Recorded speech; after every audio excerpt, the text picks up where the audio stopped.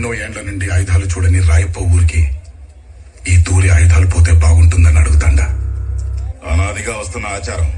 సమరం జరగాల్సిందే. మనిషికి బతికేంత ధైర్యం చాలు, చంపేంత ధైర్యం కాదు. కాదు కూడదు అని మీరు మళ్ళీ ఆ ధైర్యాన్ని కూడగడితే ఆ ధైర్యాన్ని చంపే భయాన్నైతా. దేవరు అడిగినాడంటే చెప్పినాడని, అదే